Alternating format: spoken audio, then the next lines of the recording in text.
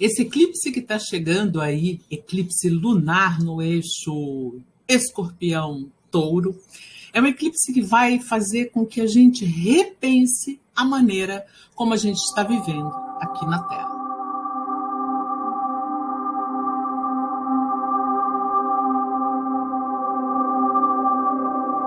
Eixo Touro-Escorpião. Vamos falar sobre isso. Esse eixo aqui é chamado eixo da sexualidade, mas também é chamado eixo da força da matéria criada. Eu andei lendo algumas coisas sobre isso no site da Cláudia Lisboa, que é uma excelente astróloga e tem assim um monte de discípulas e discípulos trabalhando, fazendo ótimas leituras do céu. Ela fala bastante sobre Escorpião e Touro como sendo dois polos opostos que, enquanto um quer transformar e muitas vezes encerrar coisas, o outro quer preservar, né? Então, Escorpião tem aquela intensidade de entender até que as coisas têm um ciclo, então, para a energia escorpiana é fácil encerrar coisas. Mas já para a energia taurina não é, porque Touro quer preservar o próprio conforto, quer preservar a própria estabilidade, quer preservar o próprio ambiente ali muito bem seguro, gostoso, confortável. E Escorpião é aquela metamorfose ambulante, entendeu? Cada hora tá de um jeito, recicla as coisas, joga fora, não olha mais, né? Então, essas duas energias, elas estão bastante potentes já desde o ano passado, desde o dia do meu aniversário no ano passado, que começaram, na verdade, os eclipses nesse eixo. Beleza, vamos lá. Tem uma frase dela aqui que eu achei maravilhosa, da Cláudia. Deixa eu ver se eu acho aqui. Sim, olha só. Escorpião é como um cirurgião que precisa cortar para provocar a cura, enquanto Touro é a anestesia, para que o corte não seja a sangue frio. Isso é tão sensacional, mas tão... Esse eclipse, ele está acontecendo junto com o nó do norte, que está em Touro, para o planeta, todo o planeta, e Urano, que também está em Touro. Então, o que eu andei vendo aqui? Gente, eu não sou astróloga, lembrem-se. Eu fui pesquisar o que os outros estavam falando para conversar com vocês aqui. Bom,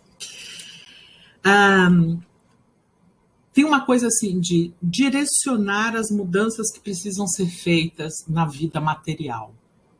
E essa vida material, ela envolve não só os nossos bens, o nosso trabalho, como a gente administra o nosso dinheiro, como a nossa comunidade está sendo administrada, é tudo. Como a gente está administrando, por exemplo, os recursos que nós temos, os recursos naturais, os recursos da terra, né? Então, tem um pedido aqui para que a gente faça uma reflexão bastante grande de como que daqui em diante, para que a gente possa manter aquilo que nos sustenta, que é o planeta, o que a gente pode fazer. O que a gente pode fazer? Para mim, o que mais esse eclipse está perguntando é, como é que você vai mudar o seu relacionamento com o seu corpo? Você vai mudar o relacionamento com a Terra? Como é que você vai mudar os seus relacionamentos em geral? Libra aí, para que todo mundo possa ter mais alinhamento com o que a Terra precisa nesse momento, que é o quê? Cuidado, energia feminina, cuidado, tá? Colocar os interesses da comunidade, do planeta como um todo, antes do interesse individual. E quando eu falo individual, não é a gente, não, tá? É o individual, assim, de meia dúzia, né? Tá? É um chamado para responsabilidade coletiva. Então, a pergunta que a gente deve se fazer é: estou fazendo a minha parte?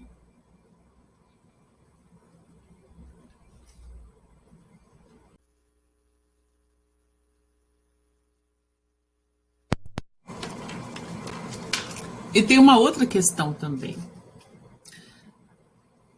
Nós já não podemos fingir que a gente sabe que os nossos pensamentos, as nossas ações criam a realidade em torno da gente. Isso está em todas as mídias sociais, tipo TikTok, Instagram, Facebook. Essa é uma informação que está muito difundida para a gente ignorar. Né? Então, se a gente cria a realidade a partir daquilo que a gente pensa e faz, então um eclipse é um momento da gente mudar isso. No signo de Escorpião, que é esse signo que adora mudança, vão estar o Sol, Vênus, que fala sobre bens materiais, fala sobre consumo, mas também fala sobre relacionamentos, amor, beleza. Mercúrio, que fala sobre processos mentais, como a gente pensa, aquilo que a gente acredita, né? Aquilo que a gente fala, aquilo que a gente propaga. E o Nó do Sul. O Nó do Sul é aquilo que a gente já pode deixar para trás. Então, assim, deixar para trás pensamentos que são inadequados para o momento, né? Deixar para trás os relacionamentos irresponsáveis, tanto com outras pessoas, quanto com a terra, quanto com os nossos recursos materiais, com essa Vênus, né? E ter coragem de transformar a partir do quê? A partir da gente, a partir da nossa ação, do nosso pensamento. Não dá mais para a gente ignorar isso, gente. Cada um tem que fazer pelo menos isso. Há cerca de 100 anos, as empresas enfrentaram um problema. Os clientes já tinham tudo o que precisavam. Então, elas tiveram uma ideia.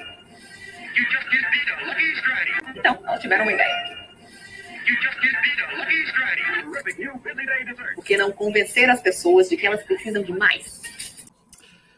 Uma coisa que eu recomendo super para vocês é dar uma olhada aqui nessa playlist Não Tem Planeta B, que é da DW Brasil, canal DW Brasil, que é da Deutsche Welle Brasil. E aí aqui tem vários filmes falando sobre o que a gente está fazendo com o planeta, o que as pessoas estão pensando em termos de soluções para o planeta. Seria super legal fazer uma maratona, seria super legal maratonear essa playlist Não Tem Planeta B, porque é assim, é um tapa na consciência que a gente está precisando urgentemente, né? Uma coisa que eu sempre escuto, assim,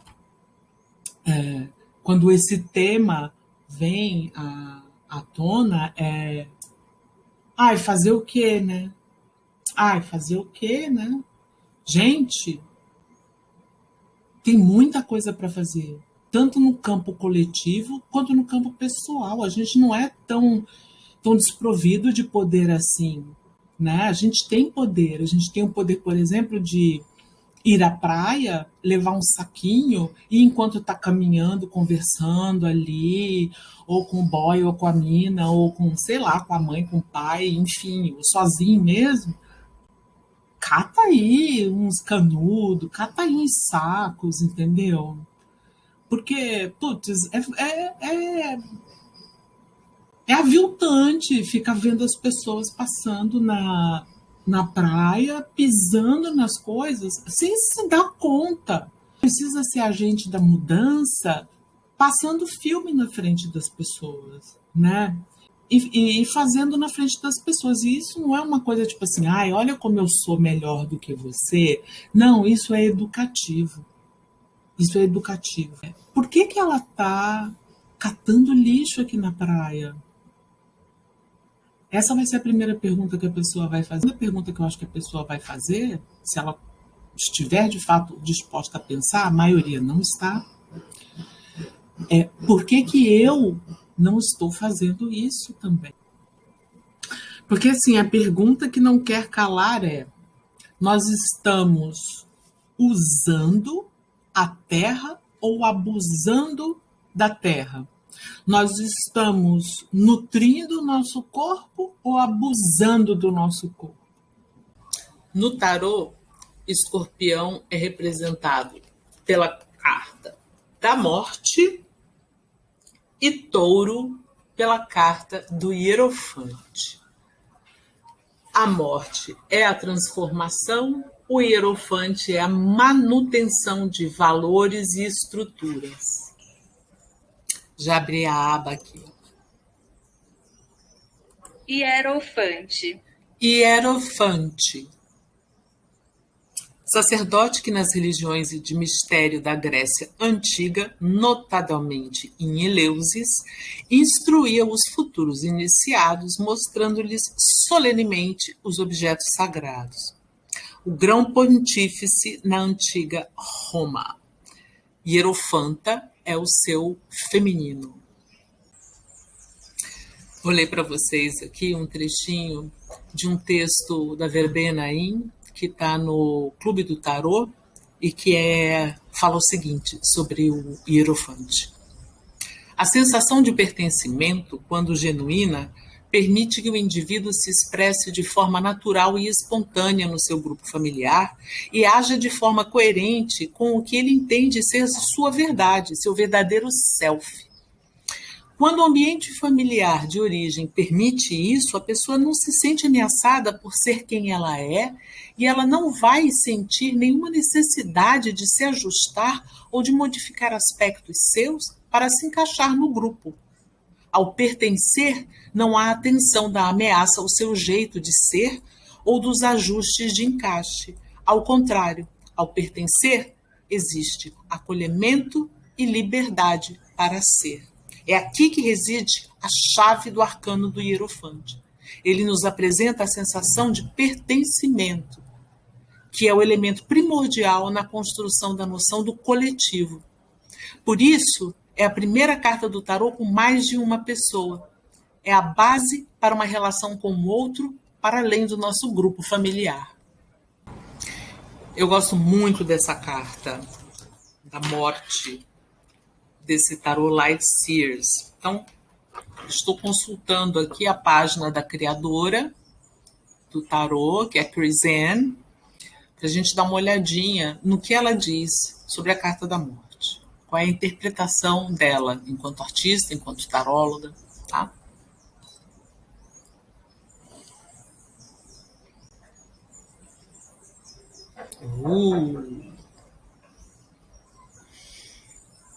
Aqui tem aquelas coisas tipo as palavras-chave, mas eu gosto muito dessas frases que ela coloca aqui.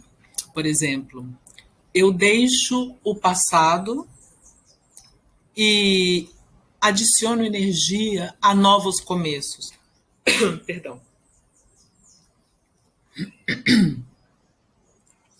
Você vê que diferente que é a interpretação dela da carta do Rider-Waite-Smith, a tradicional, e a dela. Aqui a gente sente muito mais essa pegada de transformação, e é uma transformação que vem de dentro para fora, né? Aí eu acho curioso que ela sempre tem umas mensagens assim. Então, energia que pode ser criada ou destruída. Coisas mudam e se transformam. E a gente vê isso no ciclo das experiências que a carta da morte traz.